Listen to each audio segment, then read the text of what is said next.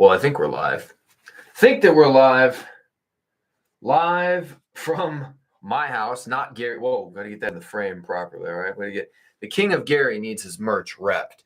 So I just don't want you guys thinking I've been slacking over here. All right.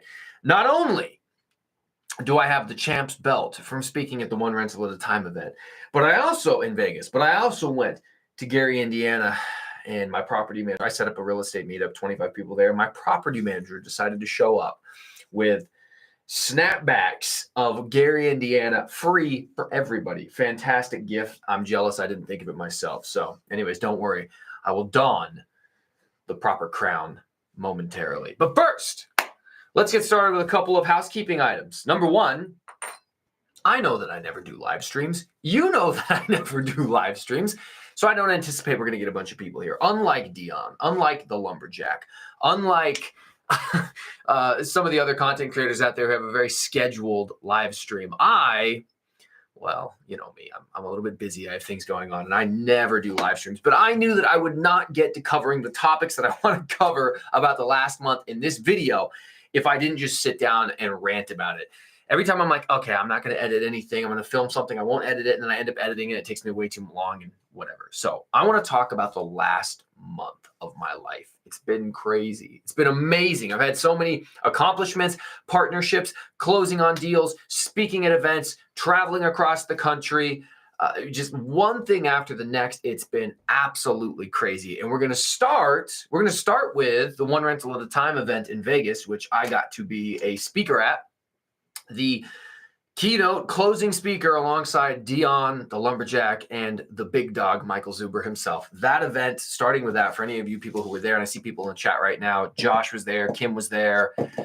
Yeah, unfortunately, Adam couldn't make it. Adam, thank you for the super chat. Appreciate that. Hello, everybody. The One Rental at a Time event exceeded all expectations. And I had a feeling it would, because it's really tough to put the Lumberjack, Dion, Michael Zuber, the ADU guy, Matt the mortgage guy, Bo X, and all these other millionaires, Ty, Adrian, all these guys that are on the channel every week. It's very tough to put all of those people in a room together and not have it be unbelievably powerful and successful for everybody involved. So clearly, if you were there, you know what I'm talking about. But what I would like to advise you, if you're watching this, and if you catch this on the replay, fantastic.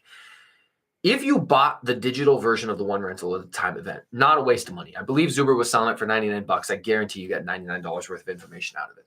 However, you were robbed of the opportunity by not being there. The true value of that event is not in what the speakers are saying when they're on stage. Truthfully, we probably have videos that cover almost all of the material, or on a live stream, you could pick up the little bits that maybe you missed. What was the most valuable was sitting in a room with 200 to 300 other people that have similar goals, similar passions, similar desires, are following the same content creators, and on the same path that you are. And then all the little side conversations that we had in back rooms. The entire event, Dion and I and the Lumberjack just spent time interviewing you guys, the audience, the people who were there, the people who are trying to do deals, get their first deal, do their next deal. And we interviewed people and we got expertise and we got wisdom from all the different people there. We made connections and, hey, my boy Madhav over here is looking at maybe building an ADU. Don't worry, let me connect you with my friend Justin Cambra, who's built a bunch of ADUs in Seattle, plus the ADU guys here speaking. Make sure you talk to him. All of those little connections and side conversations are way, way, way more valuable than both the $99 course or the price of admission. So next year, President's Day next year, it's going to be the same place in Vegas at the Blind Center, same time, same bat channel, same bat time. Please make it a priority to be there. What did I like most about the event? I always strive to do my very best to be as transparent with everybody as I possibly can be, and share with you guys the experiences of both what it was like to go from being broke with no money to building a real estate rental portfolio, which now I have 21 rental units. I have another fourplex under contract that I got under contract a couple of days ago. And I got a duplex coming up under contract here in a couple of days. That'll get me up to 27 units. Retirement's coming in quick. We'll talk about that in a minute. Josh saying I'm worried about how fast next year is going to sell out. It's going to sell out quickly. Oh, shoot. Lumberjack landlord jumping in. Ashley and I are opening day one. Absolutely. Absolutely. Yes. That's even more reason why you should be there. And I'll give you guys a little scoop. Not only are the Lumberjack landlord and his wonderful wife, Ashley, going to be the day one openers. Word on the street through the grapevine is that a certain Mrs. Zuber may even make an appearance on stage. Don't say you heard it from me. I don't want to get in trouble, but maybe through the grapevine, I might have heard something. So if you are interested in the other half of that story, as well as the other half of Lumberjacks, which my Lumberjack shirt's in the other room, so I can't point to the merch, you got to be there. Okay. In the continued effort of trying to be as transparent as possible about both my experiences from an emotional standpoint of what it's like to going from broke to being a successful investor, but also what it's like to never having a YouTube channel to having a somewhat successful YouTube channel, Instagram following, that type of stuff. Being at that event, I think must feel similar to what it's like to be a celebrity. And without trying to sound like a cocky, arrogant jerk, which I am, of course I am one. I just don't want to sound like one right now. I couldn't take more than 5 steps without people coming up to me, asking to take a picture, asking for 20 minutes of my time, asking to talk about whatever their situation was. I mean, literally, if I had to go to the bathroom, I couldn't get there. And then when you're in the bathroom, you're still having a conversation while you wash your hands and stuff. I missed lunch pretty much both days, dinner. Because so many people wanted to chat. And so it was very humbling. It was very cool. It was an amazing experience because all these people who have watched hundreds of my videos and thousands of Zuber videos, and they came specifically to meet with all of us, and getting to see the viewers in person and having some of them be completely different than how I had envisioned. For a lot of you guys, I know you buy your, sound snags. I don't know what your real name is, bro. Thanks for being on the live. But I know people on their Instagram or YouTube username. And so I don't always have an opportunity to, get a real good visual picture. For most of you guys, didn't even have a picture of yourself on your profile. So getting to go there and see people like Frank Contreras, who ends up being 6'4", he's my height, but much larger. I'm like, I don't know. I just always pictured him as being like 5'10" or something, and then seeing, the financial firefighter who does nothing but talk trash about me all the time. And then when it came time for him to talk trash to me in person, he delivered. I just had to get him a stool so he could say it to my face. So it's fun. It was cool to see people face to face and in person and, see how much the communities work together to build what was an amazing event. So please make sure that you're there next year. For me, that event was one of the most humbling experiences I've ever had. It was very cool to know that I've been able to help a bunch of people. And even the small 10, 15, 20 people that I've been able to help. Imagine Zuber with thousands, and Dion and the Lumberjack with the hundreds of people who've taken their courses and things over the year. And it was very cool to be like, I can point to so many people that I legitimately helped get their first or next rental. I remember when we had our first conversation on Instagram where they first left a comment or they first exchanged email addresses, and now they've got 1, 2, 3, 5, 10 rental properties. It is insane. So please make it a priority to get there. The Vegas event was amazing. We did some midnight Denny's meetups, and I don't think I ever got a chance to actually explain the significance of the midnight Denny's meetup and the true cultural significance for me.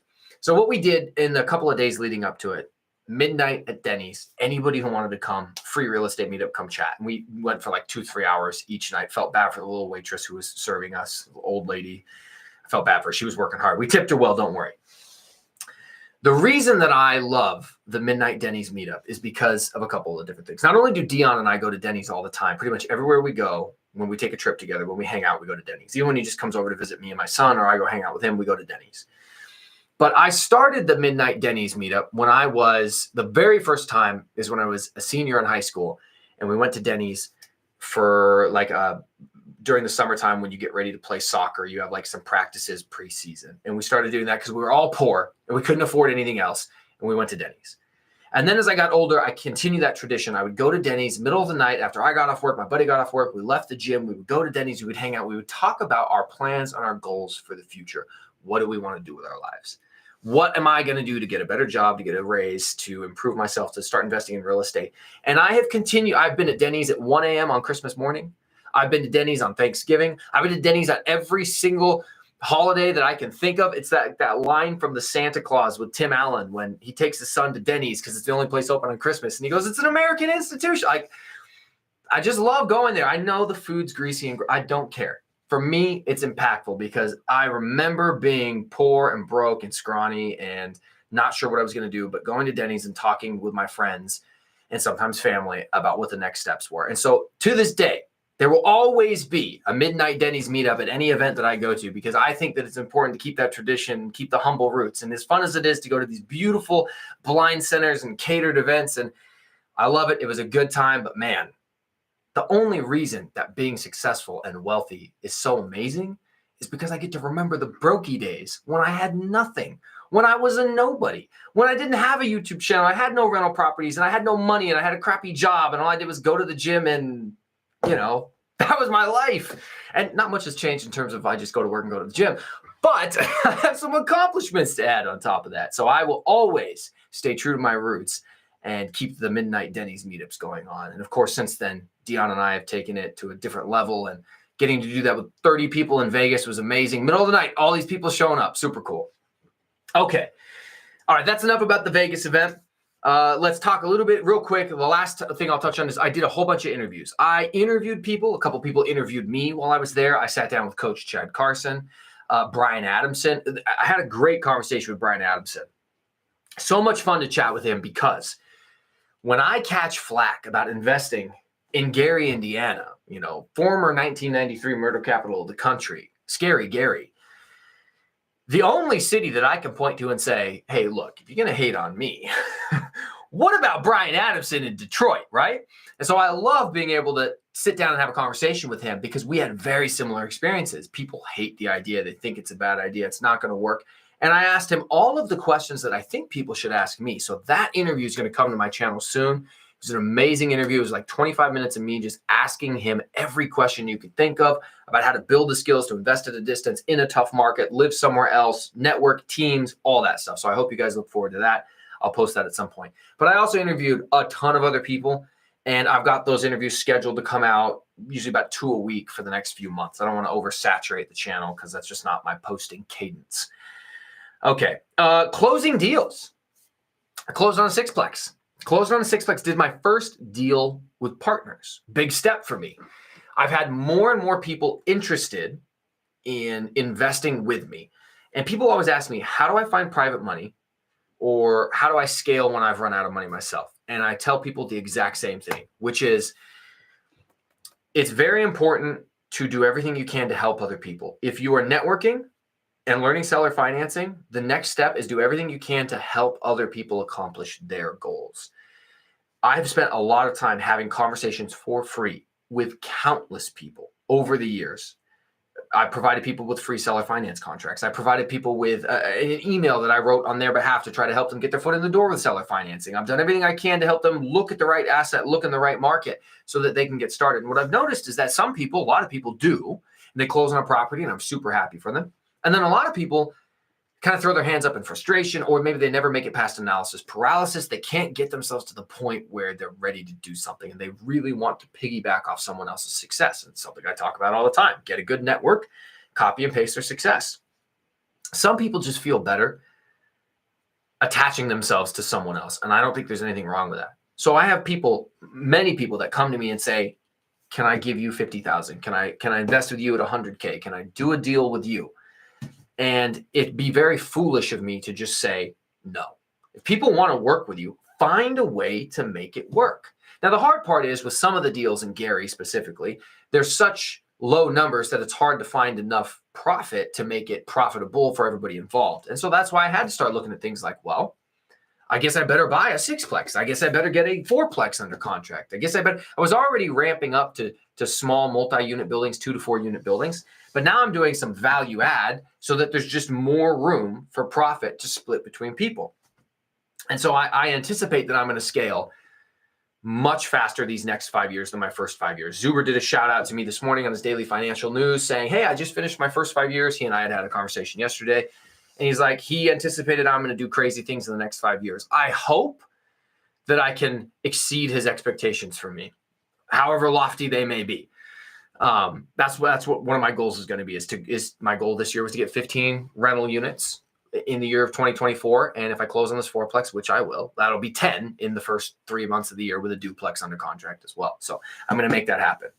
But let's talk a little bit about the deals, and each deal will have its own specific dedicated video. As always, I do specific dedicated videos for every single property that I buy, what the purchase price was, what the rehab costs are, what the rents are going to be, what the cash on cash return is. Every deal I've ever done since day one, you can go back and find a video titled My Second Rental Property, My Fourth Rental Property. If you want that information, you can go back and find it on my channel. So January, with partners, closed on the sixplex. Partially occupied, and some of the units in need of remodel. And then one of the building, we put a brand new unit in the basement, so to make it a fiveplex.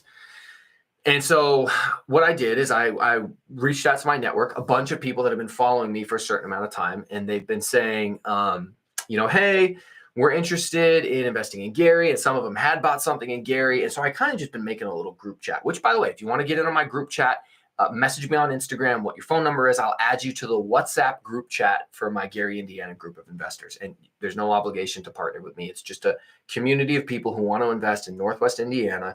And if you want to network with other people doing that and talk to people about who they're using for contractors and that type of stuff, it's a good place to be. And I will probably make a Facebook group at some point. But yeah, if you want that, message me on Instagram. I'll add you to the chat. So anyways, I had been adding people to the chat, and it was people like All Nighter Hider, Kim Bishop, who I see in the comments right here, Senya, who often watches videos, usually her tag name, I think, is Mrs. X or Mrs. K. Let's see here. Who else? Wayne Wong watches a lot of the videos as well. And then Lisa Ferry. Those were the people who had kind of jumped into my chat. And I just said, hey, I've got a deal. If people are interested, I don't have the cash on hand to do the deal. But I'm going to need this much cash, and then we're going to need to raise an additional amount of money in order to buy it and fund the repairs. So no obligation to anybody. If you're interested in it, send me a message with what you would want to stake in terms of money up front. And then if I raise enough money, we'll see if we want to do the deal. And so I just propositioned the group. A bunch of people messaged me, yeah, we're interested. So then I put a little group of investors together. We raised the money. We founded the LLC. We did the owner-operator agreement. Thank you, All Nighter Hider, for doing all of that. He did a ton of work in writing that thing out. All Nighter Hider is an extremely underrated dude. I hope his YouTube channel takes off. He finally started posting videos, but he is very knowledgeable both in legal things and in his contractor work. He's a stud. So yeah, Adam, send me I don't know if I have your phone number, Adam, but yeah, send me a message. I'll add you to the chat. No big deal. You and your partner, I had a chance to meet and chat with. Just I'll put you both in there. And so we put the LLC together. We closed on the property. Then I went out there to Indiana with All Nighter Hider, and actually Kim and Senya both went out there for a couple of days as well. And All Nighter Hider and I did a ton of demo work, tore a bunch of stuff out. Now he's putting his contractor skills to work to remodel that property in a couple of different areas that it needed remodeling. We also have a team doing an entire unit from scratch in the basement. It'll be a 3-bed, 1-bath unit built from literally, it was just an unfinished basement in a big building, just cinder blocks everywhere. And they're going to make it an entire functional unit for only $55,000. So that's great. Great prices out in Indiana. I'll tell you what, great prices. So we'll have a fully functioning sixplex property, and we'll probably do a cash out refinance loan, get that money, pay back all the original investors, or maybe build another 3-unit building on the same lot because there's space for it. That's the plan with that. While I was in Indiana, because I'm always working and networking, I had a wholesaler friend of mine that I had bought a duplex back in October. While I was in Indiana, that same wholesaler reached out to me again and said, I've got another duplex for you to look at, or 2 duplexes for you to look at. So I went and looked at one. One was a hoarder house, and I have the walkthrough of that hoarder house queued and ready to upload on YouTube as well. So look for that. I mean, this was insane. 3 feet of garbage through the entire house. I could barely get the doors open to squeeze through because there was so much trash. And this is not an exaggeration. It was 3 feet of trash stacked up everywhere. Every room, the stairs, the bathroom, bathtub. It was unbelievable. I should have been in there with a mask. There was mold everywhere. It was disgusting. So I passed on that one. Actually, what I did is I wholesaled it to somebody else who is a little bit more equipped to handle that big of a project. And then I went and looked at the other duplex, which I also have a walkthrough that we'll post on my channel at some point. And it's another one that's like an abandoned house, hasn't been lived in for years, owned by a church. Church wants to get rid of it. I'm going to buy it for $8,000 because I'm that good, aka my wholesaler dung tie that was connected to me from Lumberjack is that good. But to get that property, it'll have an after repair value of $150,000. I'll pick it up for $8,000, $10,000 of the wholesaler, so all in around $20,000. probably remodel it for another 30, all in 50, 150 ARV. Super easy deal, duplex, top bottom. It'll rent for $2,100, $2,200 a month. Very good cash flowing deal. The only abandoned house in this little area of Gary, which Gary has a ton of abandoned properties, if you know it. Every single neighborhood block you look down, it was the only abandoned house. Unbelievable location for Gary, all things considered. So cool. If you want to watch me walk through that one and almost die as like stairs that were collapsing under me collapsed, and I grabbed onto the railing and like had to pull up myself down. So that was a good video. Angelo got it on tape. Angelo was my agent, for those of you guys who don't know. And don't worry, I promise I will get to these comments. I promise. And thank you everybody who's tuned in. Seriously, 18 viewers, 14 likes. You guys are the best. Thank you so much. Okay, so that's the duplex I'm going to get under contract and the duplex that I passed on. Now the fourplex. So this one I also did a full walkthrough on. This one, if you watched my video with Ferris Gossier, Ferris is the dude who's like 30 years old, has $110 million in real estate, 900 units. Big boss, big baller. Makes you just feel bad about yourself. All in Northwest Indiana and Michigan. He does not, however, invest in Gary. And so somebody brought a fourplex to him and he was like, I'm going to pass on that, but I know who to pass on it to. This is more reasons why I tell you guys you need to have a YouTube channel. You need to network. Because me asking Ferris if I could interview him for my channel connected me with a dude who's worth 110 million, who then passes me a deal 3 months later, because why not? So he passes me this fourplex, and I did a really good job of negotiating this thing. And this one I'm going to put in my course. And I'll tell you why I'm going to put in my course. I managed to catch on film the entire negotiation process, both with the contractors and with the seller. So Ferris brings it to me and says 38,000 is what the seller wants, links me on a group chat with him. I know that's what he wants. I go out there and I walk through it. After I walk through it, I'm like, this is a really good property, even though it's ripped down to the studs, aka the lathe board, aka the lathe board. I know that's how you say it, but I like saying lathe, whatever. I like it. I bring the contractors out there. They give me an estimate. I haggle with them. I get the final price from them. And then I go back to the seller and then I beat him up on price. And I got him from 38 down to 27, which you might be saying, hey, well, that's only like an $11,000 decrease in price. Bro, it's a 25% drop in the price is what I negotiated right there. All right, I got him down $11,000 because you should, when I do release the course one day, fingers crossed, watch those videos because it's my walkthrough, talking to the contractors, talking to the seller. He calls me back, I call him back. He calls me back, I call him back. And I happen to get it all on tape because I just ran in here and turned the camera on every time the phone rang. So that was a lot of fun. And yeah, I got that one under contract a couple days ago. We'll close within 12 days and hopefully start work in a month. And ARV. So my all-in cost for this fourplex, my estimate will be right around 110 to 120K. After repair value, 350 plus. There's a whole bunch of comps for fourplexes ranging between 350 and like 450. So it'll be a real good, more than double my money. And partner on the fourplex, partner on the duplex. And those are both people that I'm friends with here locally in Washington. I'm really good friends with, family with almost. Okay, so now I touched on my course, and I'll get to these comments here in a second. Now that I did touch on the course for a second, yes, a lot of people, hundreds of people have asked me, am I going to release a course on how to invest at a distance? Yes, I have filmed like 75% of it. I have it, most of it uploaded. I need to finish out a few more videos. I think the course is going to be completely different than anything you've ever seen. Completely different than Zuber's course. I've taken Zuber's course. It's completely different than the Lumberjacks course. I edited and took the Lumberjacks course. It's completely different than Dion's course. Those are all amazing courses. Buy them all. Mine is geared towards something completely different. And the content that I bring to it is a little bit different. I want to teach people how to invest at a distance, how to get started investing at a distance. So there's a lot of things in my course talking about how to network, how to find people. That's something I haven't really seen in other people's courses. And then I just really dig deep into what I did and how I found good people, how I made all these types of things happen. On top of that, I show you how I run my numbers. On top of that, I show you some live looks at actual deals that I've done. And on top of that, I also have a little mini segment in there about how to kill it and crush it with social media, how to start an Instagram and how to start a YouTube. And I know a lot of people might say to themselves, oh, well, that's really not for me. Thank you very much, Ninja Vantage, for the $2 algorithm fuel. I appreciate that big time. Thank you. A lot of people might be saying to themselves, YouTube channel isn't for me. I get it. You don't want to talk in front of a camera. 100% understand where you're coming from. But one of the common themes that we really talked about at that Vegas event over and over and over again, and this is something I spoke about when I was on stage, everybody needs a YouTube channel, okay? Give me 30 seconds to explain why. Everybody is becoming their own personal brand nowadays. We're all our own brand. So you need to figure out how you're going to brand yourself. People don't really use phone numbers and email anymore to get a hold of you. The first thing that they do is they go to your Instagram page to see if you are consistent with who you project as, and then they'll send you a message there. I have had 3 different casting producers for TV shows reach out to me via Instagram, including one for a flipping TV show that I'm in the process of talking with about right now. So fingers crossed for that one. Wish me luck on that one, guys.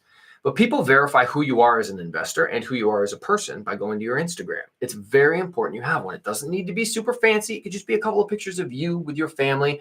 And if you're doing a deal, take a picture of the house and explain the deal in the caption. It's not that hard. Same thing with YouTube. Do you realize I managed to speak on stage, get multiple free copies of this book, including the copy of this book that was an electronic copy before it was ever even published because I knew Zuber, all because I made a YouTube channel and I just ask if I can interview people. And I have so many people in my phone I can call right now who have, 50 rental properties plus and a net worth of $10 million plus. And if I call them, they'll answer. I guarantee you, if I called the lumberjack landlord right now, or Dion, they will answer the phone. Zuber's a little more busy. He would just call me back. But I guarantee you, they will answer their phone. And you can do that too if you take the time to make some videos. So in my course, I talk about kind of overcoming some of those fears. You don't have to sit down in front of a camera see, look at that. He freaking give me a $10 super chat. I know he would have answered if I'd called them. You don't have to sit down in front of a camera like this. You can literally turn the camera face away from you, walk through a property and just narrate. You never have to be on camera. Oh, you don't like the sound of your voice? Fine. Write a script out that you would like narrated and then have one of the voice robotic AI voices narrate what you wrote down. Have AI generate what you want written in there. There's so many easy ways, but the purpose of your YouTube channel is not to have 15,000 subscribers like Dion, or 50,000 subscribers like Zuber, or 150,000 subscribers like the Uneducated Economist. The purpose of your YouTube channel, and I talk about this in my course a lot, is so that you can own all of the search terms for the small city or county you invest in. If you type in real estate investing advice on YouTube, and I encourage anybody to try this out, type in real estate investing advice on YouTube. You could scroll through 100 pages worth of results. You will never see a video from me, ever. You might see a couple from Zuber. But if you type in real estate investing Gary, Indiana, the first 100 videos are all from me. I own the search algorithm for that city, for that county, for that part of the state, for that part of the country. And so my advice to you is, don't start a YouTube channel because you want to get famous. I want you to get access to deals. So many of my deals come from my Instagram or YouTube network at this point that it's insane. And certainly tons of private money and partners are coming from YouTube and Instagram. Why? I made a channel. I documented my success. People liked it. People followed the journey and they want to help out or they want to participate or they want to be a part of it. That can be you. So when you make your video on how I got started house hacking, don't title it how I got started house hacking. Title it how I got started house hacking in Denver, Colorado, or how I'm doing the BRRRR strategy in Hardin County, Kentucky.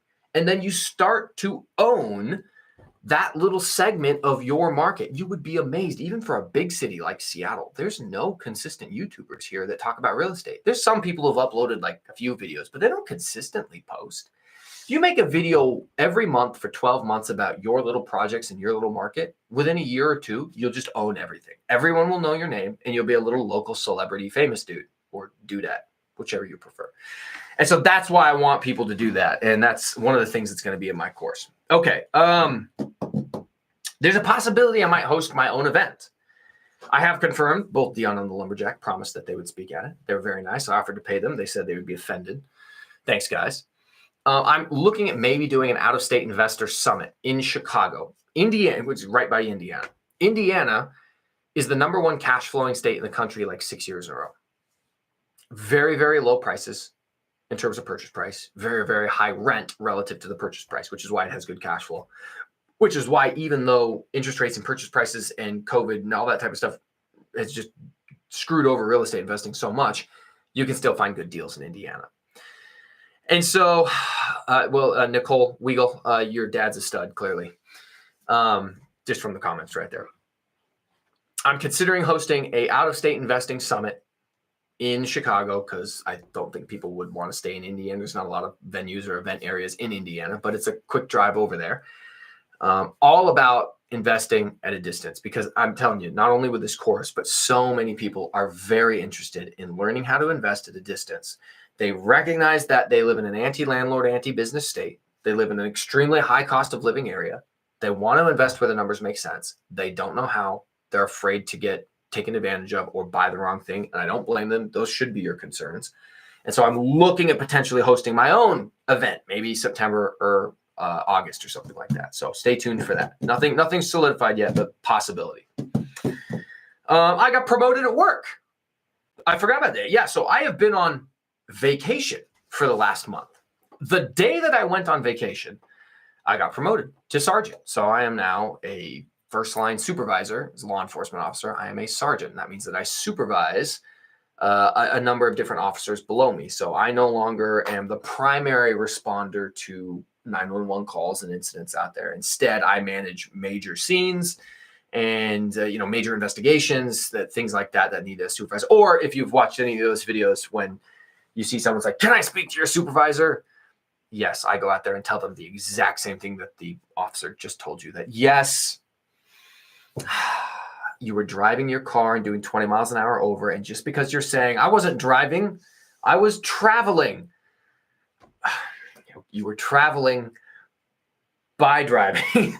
And driving is not a right. It's a privilege. And when you get a driver's license, you go out there and explain to these people who just love to waste time. So they will have that to look forward to as well. Yes, sir, you still have to give us your driver's license. I know. Crazy that this officer here pulled you over for doing 20 miles an hour or having a car that's stolen or whatever it might be. And remember, Washington State, where I am an officer, and this is a hug-a-thug state. We do everything we can to make sure that criminals are as comfortable as possible. So those are my opinions, not the opinion of any law enforcement agency I may work for. That's just me speaking. So let's get off that topic. I got promoted. All right. One more thing before we get in. Thank you for the promotion.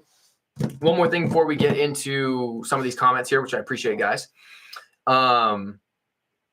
is Bitcoin. And I know I don't really talk about cryptocurrency that much on my channel. I would never consider myself somebody who talks about crypto. I think, there's clearly people out there who are just Bitcoin maximalists, and the crypto's the end all say, well, I think it's extremely speculative, everything except for Bitcoin. I think that's a lot more solid in terms of an investment, but this is not investing advice. But yeah, 72,000 right now. And for those of you who aren't aware, I have a little bit of crypto. It's all Bitcoin. Since 2017, I've just been buying $50 to $100 chunks every couple of months over the last 6 or 7 years. Just a little bit here, a little bit there, nothing big. I've never sold anything, just been buying a little bit. I've probably invested a total of like $3,000, and right now it's worth like $9,000. Nothing crazy, nothing amazing, nothing to write home about, but it just is very interesting when you watch something like cryptocurrency.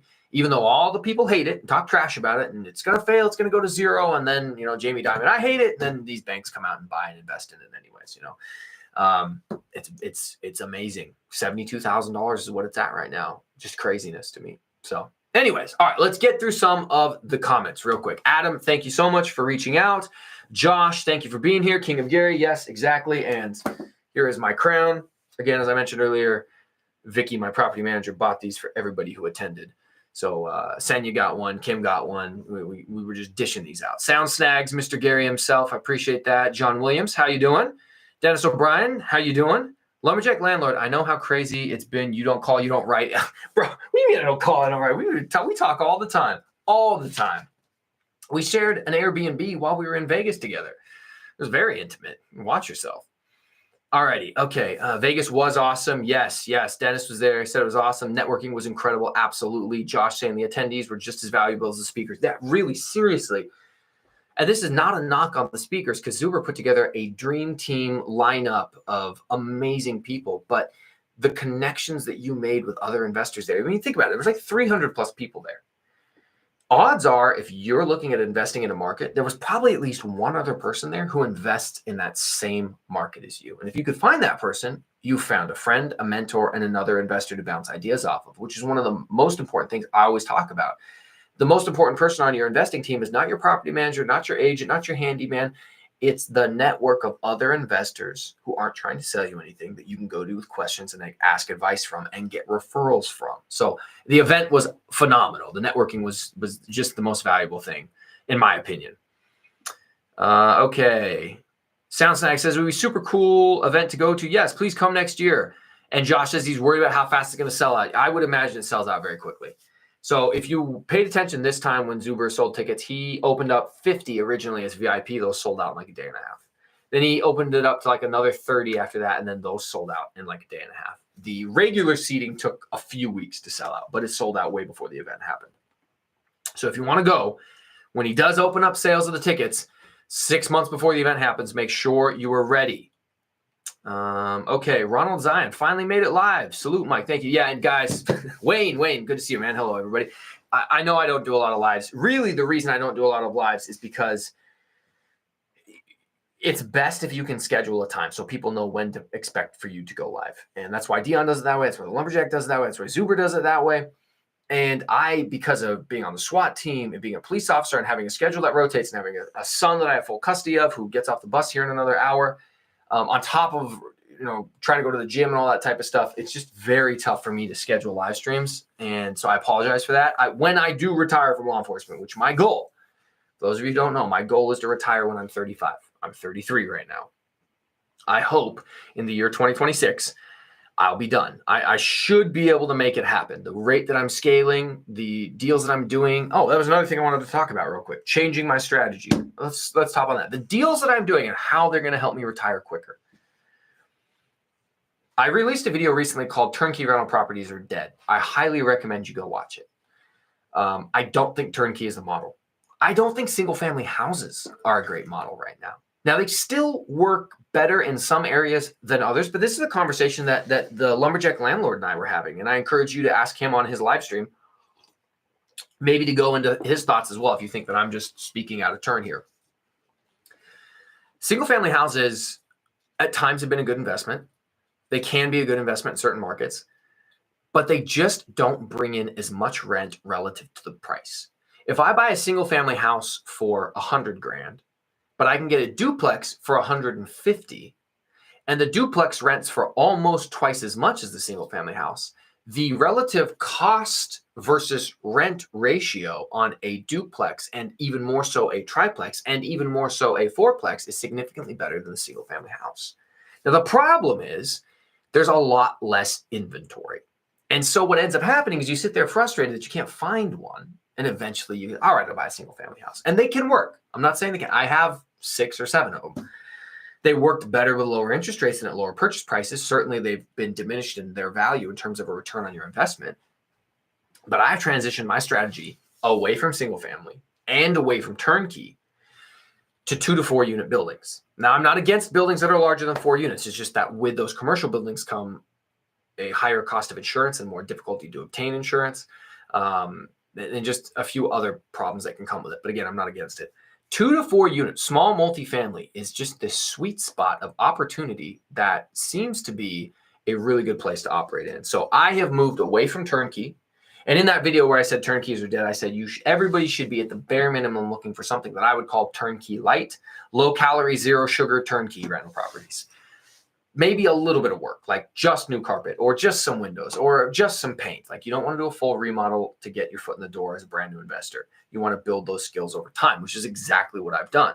I started with turnkey, then I started doing some light value add and then heavier value add. And now, if you watch some of the videos that are going to come out in the next couple of weeks, full gut rehab property's been vacant and abandoned for 5 years. Just the skills increased and the types of projects I'm doing are changing. And so that's my pathway forward. You don't have to start with something as drastic, and I wouldn't even encourage that you start with something that drastic. But I would say that you need to take a long look at single-family houses and a long look at turnkey properties and say, this might not be working right now in this market. Maybe I should consider small multis, and maybe I should look at turnkey light, a little bit of value add to it, because I think you're going to do better. So that's something that I'm doing. little change for me. Okay. Josh says that he agrees with Kim. Oh, whose comment I missed. She said that she can't wait to see Mr. and Mrs. Lumberjack next year. We all can't. We missed out on seeing Ashley at the event this time, but she had just had a relatively new baby and had 3 others under 6. So we'll give her a pass, and we'll look forward to seeing her next year. And of course, everybody missed out on seeing Kim too, and Senya and Hyder, and there were so many good quality people, and Wayne Wong, amazing people there. Okay. Josh Brody says, Hyder is too busy swinging a hammer to be here. He's here in spirit. That's true. I will give him grief because he is the man. He's everywhere at all times, always. He is on everybody's live stream except mine.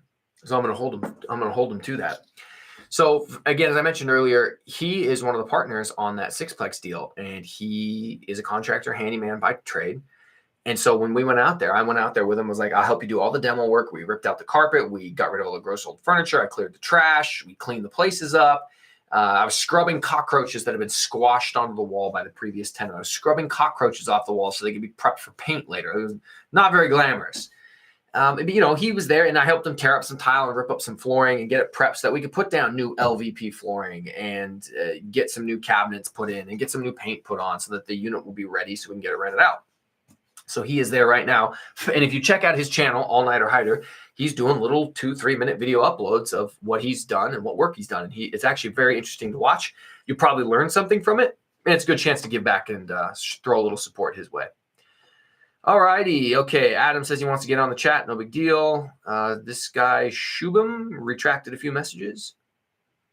Kim Bishop says the dream team. She must be talking on me, obviously. Ninja Vanish, good afternoon, Mike. Hello, everybody. Okay. Steven says, hey, everybody, what a surprise. I know, right? I did a live stream.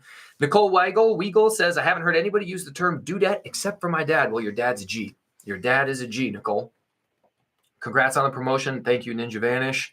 He says, stay safe out there. Gary is depending on you. And you know what? On that note, let's talk a little bit more about Gary. I wanted to talk about some of my predictions for the city of Gary, because I truly believe 20 to 25 years from now, people will look at what I did in Gary, Indiana, and they're going to think that I was a genius. When you look and Google Gary, Indiana right now, I've talked about this many times on my channel. It looks like the worst place on planet Earth, at least in the United States. I mean, is this Gary, Indiana, or is this war-torn post-Civil War Syria that we're looking at? Abandoned buildings? It looks like a bomb was set off there. And people say, how could you ever invest here? Look at the crime. Look at the poverty. Look at the schooling. Look at everything that's wrong. You drive around at potholes, abandoned buildings falling apart. None of the stoplights work. There's just a bunch of stop signs zip tied to the pole that holds up the stoplight. Even like major fast food chains. We're driving through and there was a Popeyes that was out of business. I was like, I don't think I've ever seen a McDonald's or a Popeyes that closed for business. Just unbelievable. And people look at that and they say, there's no way. It's too late. Not going to happen here. Population decline. Not going to happen here. And then I come back with, it's in a county of 500,000 people, and it's a 45-minute drive away to Chicago, which has 2.6 million people.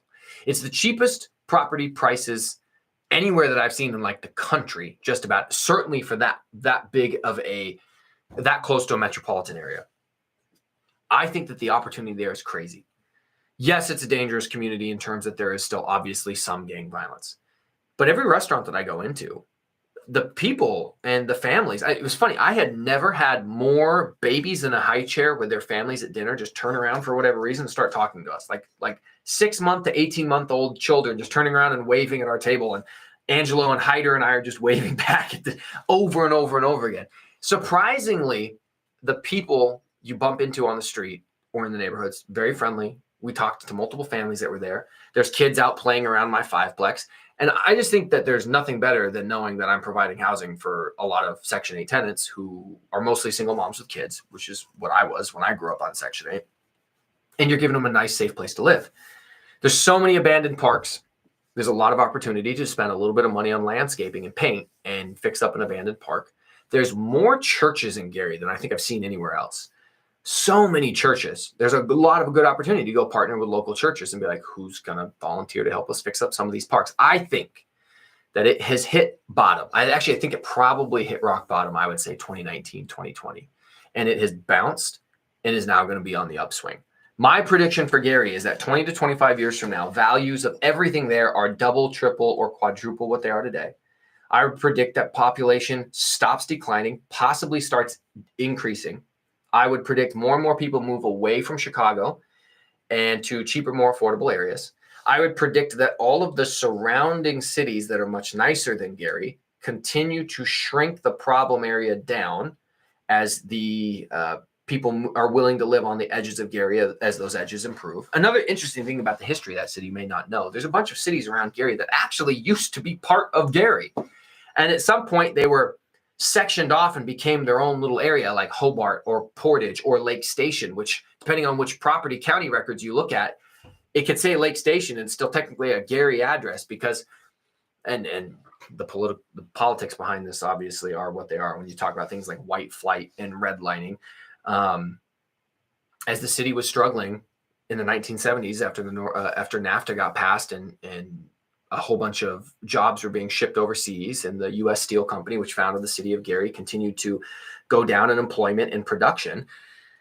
Parts of the city that had a little bit more money and were wealthier carved themselves out to keep to themselves. So obviously there were some problems there long term because the rest of the inner part of Gary has just hollowed out and is very much struggling. But I met and did an interview with a young 22-year-old girl who interned at Tesla, had a 4-year education as an engineer and doubled in mechatronics. And she started a remodeling company and another company. So her interview will pop up on my channel. She was super cool to chat with. She's a local Gary young lady who's lived there her whole life. There's a lot of people there who I think are going to do good things. And the number one thing that I would say really show how much Gary's turning around, when you drive through the city, everywhere you drive, there's rollout dumpsters filled with trash and people doing work on houses. Every single street you drive up, even the worst streets. Investors are stepping into that city because they see opportunity. People like me, people like you, everywhere you drive, up and down every single street, 10 houses, 3 of them are getting worked on. It's insane how much money is pouring into that area. And so you expand on that over a year, 5 years, 10 years, 15 years. And this started a few years back. Neighborhood by neighborhood, house by house, block by block, that place is coming back. When you bought a house turnkey in 2020, 60 or 70K was max value. Now I can get a house appraised by the bank at 130 or 150. And you might be saying all these numbers are so low, but what you have to think about is that things have doubled in terms of its appraised value, and then its sale value is still significantly up. You wouldn't sell it for 130 to 150, but you'd sell it for 100 to 110. And all I can say is the more investors buy properties there, the more property taxes get paid, the more money that the city has to do work with. I usually don't get political on my channel. I don't even know what the politics of the mayor of Gary are, but he made it a goal to reduce blight in the city and start tearing down buildings that need to be condemned and torn down. This is a problem Gary's had for a long time. Buildings are condemned. They need to be torn down. The city didn't have enough money to tear them down. He's wiped out 30 of them in just the first few months of his presidency, mayoral, whatever. Since being mayor, he's wiped out 30 of them. And he has a goal to wipe out a bunch more. And how? Getting a bunch of volunteers, working with local construction companies to wipe these buildings out. And I would love to see that happen because the problem isn't that there's empty lots. The problem is when there's abandoned buildings. That's what makes an area look depressed and gross and you don't want to live. If you have a nice house and there's 3 empty lots, but they're just grass, oh, cool, the kids have extra room to run around. Like, that's not nearly as big a deal as it is when you have 3 abandoned buildings next door. That's what you got to get rid of. So the new mayor, his goal is to just get rid of that as much as possible. So I love it. They needed some like fresh blood in there, fresh new face. That city's had a history of corruption. So I like what he's doing. I should probably do a dedicated video to him. Who knows? Maybe I'll get him on the channel if I do that. That'd be super cool. One more thought about Gary. I want you to take these numbers into consideration. One of the things that the lumberjack encouraged me to do, because he's a smart dude, he said you should call your local Section 8 and see how many vouchers they have. You should see how many vouchers they have to make sure that if you're going to, bank on Section 8, that, there's enough vouchers to keep you in business as a landlord. So I had my agent go out to a Section 8 lunch and learn meeting that they held, because for whatever reason, they never answer their phones. I've tried to call, I've tried to email, nobody talks to me. But they were having a lunch alert. So I sent Angelo with a list of questions to ask. And one of them was, how many vouchers does the city of Gary have? And I was told that they have 2,700 vouchers. Okay. Then I asked him to say, how many of those have already been given out? Well, 2,650 have been given out. I was like, okay. And then, how many active units are on the Section 8 program? So of all of the vouchers you have, how many tenants are actually placed in a unit? The answer was shocking. 650. So there's only 650 people that have been housed, or families, Section 8 vouchers that have actually been housed. And there's 2,700 total vouchers. That means that there's a gap of 2,100 vouchers that need to be filled. That doesn't even consider the fact that in this part of the country, for whatever reason, I don't know if it's like this with Section 8 everywhere, the city of Hammond has its own housing authority, its own voucher program, and also has the ability to place people in Gary. So does East Chicago.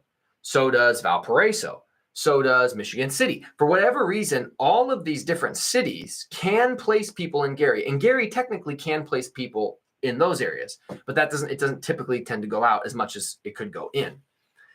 And so what I think of when I hear this is there's an unbelievable opportunity as a landlord to provide safe and affordable housing that's clean for these tenants. And there's a massive gap in terms of what's being supplied versus what's needed. And all you need to do to become successful is put yourself in the middle and figure out how to solve the problem. This is why when people tell me, oh, being a landlord's unethical, it's evil. If I go out there and buy an abandoned house like this fourplex, remodel it, I've now put 4 more units in the Section 8 program, and I'm going to house 4 families. It's quite literally like winning the lottery when you get into a property on Section 8, because there's so many people looking and there's almost nothing available out there. So, little food for thought, more on the potential long-term effects of Gary and how it's going to get turned around. I'm going to lead that charge. So thanks always for supporting me, guys. Let me get back to the comments here. We'll wrap up here in another 10 or 15 minutes, and that will have gone for an hour. And if you do have more questions or something, obviously feel free, please, to message me on Instagram or anything like that if you would need to. Okay, let me see here. Thank you again for the super chat. Ninja Van, Jack Landlord with a $10 super chat. Thanks, my friend. Okay, all right, where are we at? Rob, hug a thug. Yeah, man, I'll tell you what, Washington, California, you know, that's what we do with criminals. The Yoder, who I also met at the One Rental at a Time event, and I still feel bad because I did everything I could. I stayed as late as I could. I stayed up as late as I could. I got up early. I did midnight Denny's meetups. I wanted to make sure that anybody who wanted to meet with me or Dion or the Lumberjack, that they had an opportunity to pull us aside for like a 10 or 15 minute conversation, because that's usually what it takes to like listen long enough to hear your story, your situation, your financial situation, your goals, and then maybe give some good like specific advice to what you could do with your portfolio. And the Yoder was sadly one of the very few people who I just kept happening to, every time I try to chat with him, I get pulled off somewhere else to do something else. So I owe you, buddy. He says, hey, King of Gary, I'm 8 hours from Gary and wanted to, I think he might have meant wanted to come so bad and just couldn't fit it into my schedule. Congratulations on your success. Dude, we'll see you next time, man. I'll be back out there in a few months.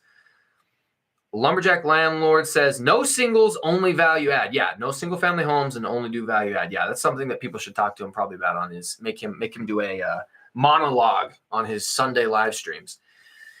Red Berserker, what's up, Mike? Hey, man, how you doing? Brett Bisber, am I late? Never, dude. You're right on time. A wizard is never late. He arrives precisely when he means to.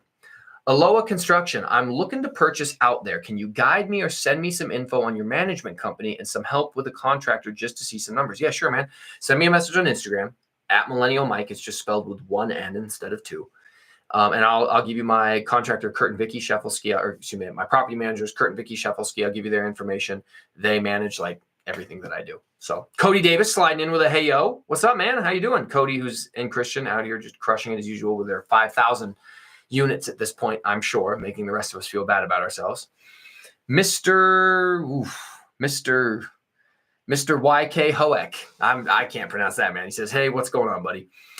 The Yoder says, I guess I need to start investing in Gary to help fill those vouchers. Dude, I'm telling you. And Lumberjack, is that your second $10 super chat, bro?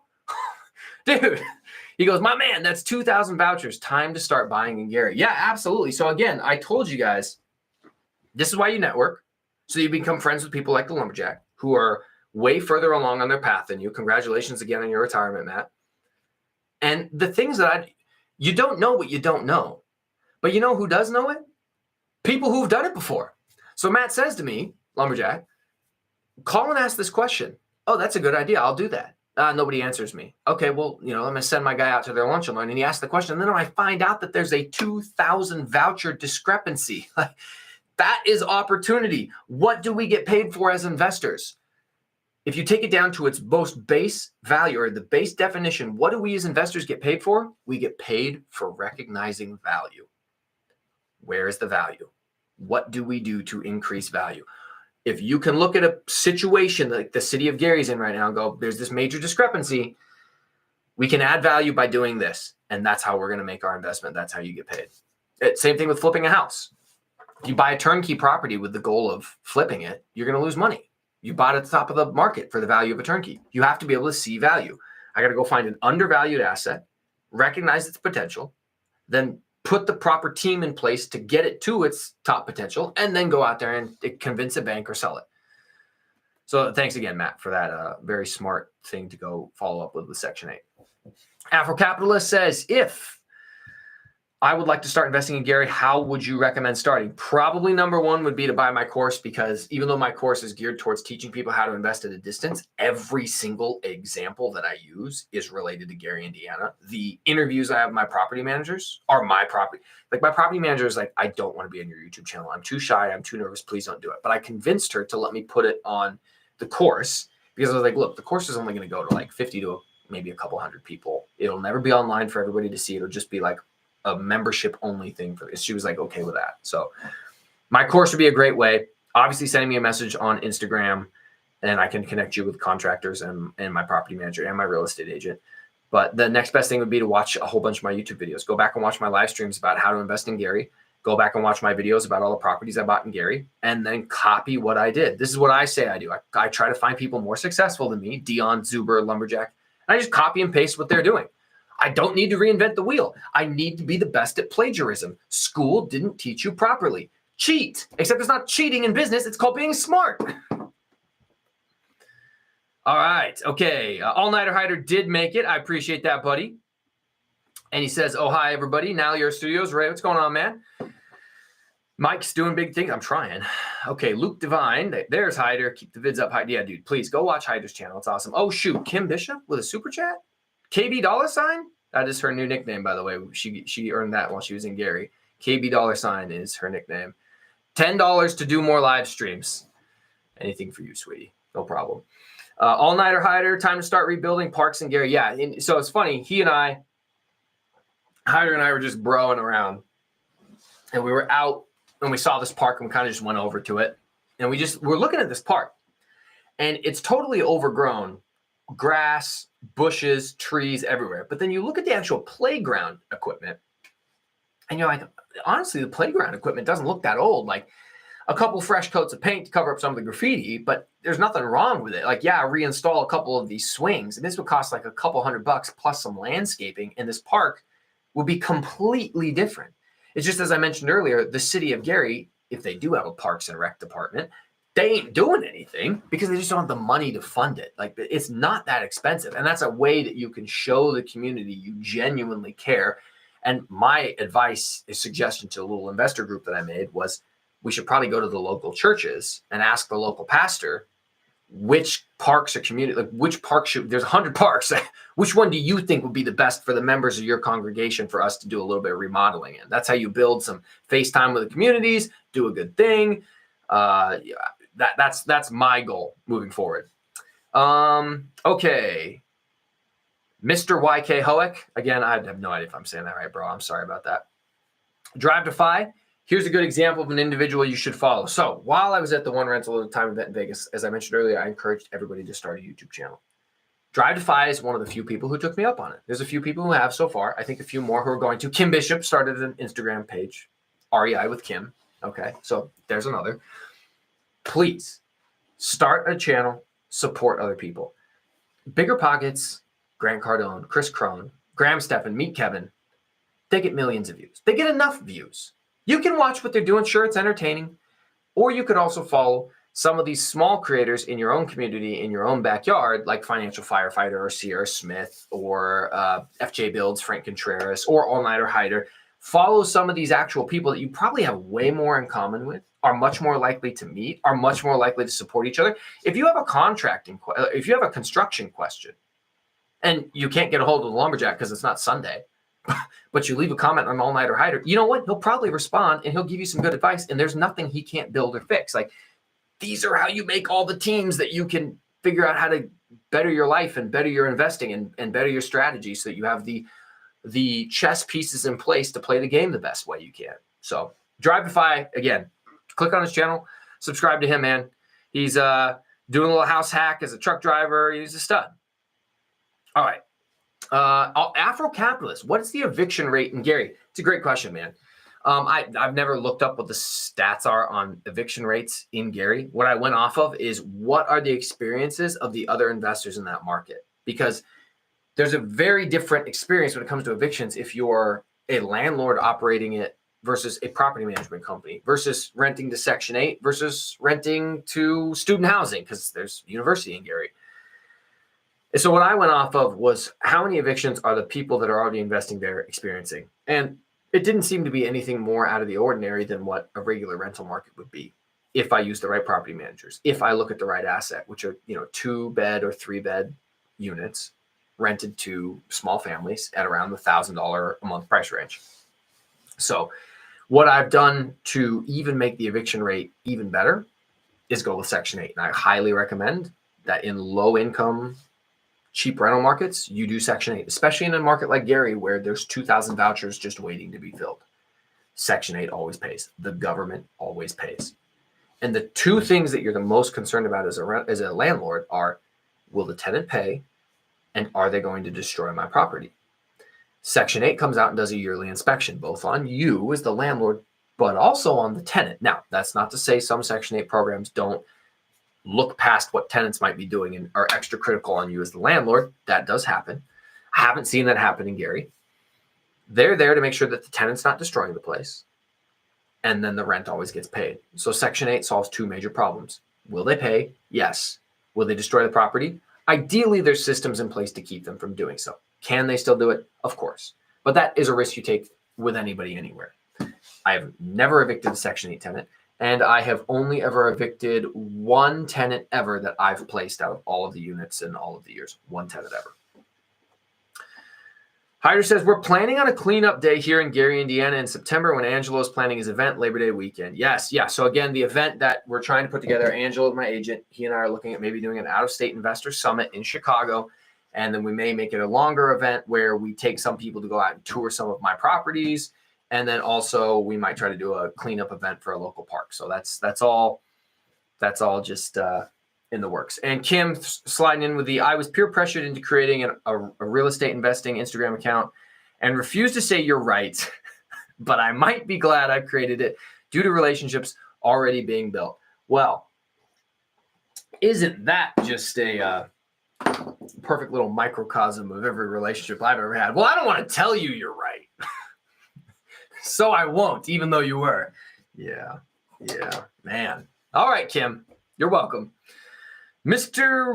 YK Hoek, I feel the same, Kim. This is Mitch from Des Moines. Oh, cool. All right, Mitch. Awesome. All right, now I know who it is. Yeah, Mitch came all the way out to Gary and attended the meetup and was out at the dinner with us. And I believe Mitch, correct me if I'm wrong, you just put an offer in on a property and got it accepted, I believe, if I remember correctly. So congratulations.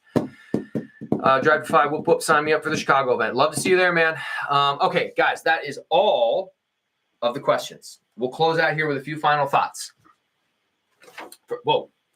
First, as always, for everybody who has supported my journey, wherever you joined, people that have been here since day one, people that are just joining in now, I seriously appreciate all the support. It was unbelievably humbling to be at the One Rental at a Time event, earn my champion's belt, and just get to see all of you guys and see how genuinely excited that you were to see me. Like when I said earlier, it felt like being a celebrity. Like everybody was just so happy to meet me and wanted to take a picture and wanted to chat. It was one of the coolest most humbling experiences that I've ever had. It was very fun. My goal is, as always, to help as many people get their first or next rental property. If there's anything that I can do, anybody that I can connect you with, I always do my best to do so. I don't try to gatekeep information. I don't try to gatekeep anything. I want to see you guys be successful, because I know that if I help you get up here, then at some point, if I need some help, you might be able to help me back. And we just all build the biggest team of real estate investing Avengers we possibly can. And we save the world from the Crash Bro Thanoses that are out there trying to, destroy things, or the government. Pick your poison. Drive to 5. Thank you for the super chat, my friend. I really appreciate that. Thank you so much. And apparently this is your 5th super chat on the live stream. It's telling me to celebrate that. So cool, man. Thank you. The CEO, yo, thank you for your service, brother. And so cool you're building up Gary. My dad's from there. Yeah, dude. Yeah, 100%. The opportunities that are there are almost endless. When you look at how unbelievably cheap stuff is in that area, it's a little bit of money goes a really long way. A really long way. And I just can't see it getting worse. It only has one direction to go at this point, and that's up. And I can prove it, as I mentioned earlier, from all of the money that's already pouring in. So thank you to everybody who has supported me. I'm going to continue to make videos like I do, documenting every deal that I do, all of the conversations that I have. Now, I can't get literally every conversation, but one of the main goals of this channel, as if you go back and watch the first video, which is cringy and awkward, and I don't know my angles. I got my phone like down here getting the double chin. I have no sound equipment. It's just embarrassing. One of the goals of my channel, if you go back and watch the first 2, 3, 4 videos from 2017, I said, I'm going to become financially independent and retire early with real estate investing. But I don't know if Grant Cardone and Dave Ramsey or Meet Kevin or Graham Stephan, I don't know if they're telling me the truth of how they did it, or if they're giving us a sugar-coated version because it plays better on YouTube. But I'm going to document the process from day one until however long I go. I encourage you guys to do that too, because at the very least, it's super cool to go back and look at some of these old videos.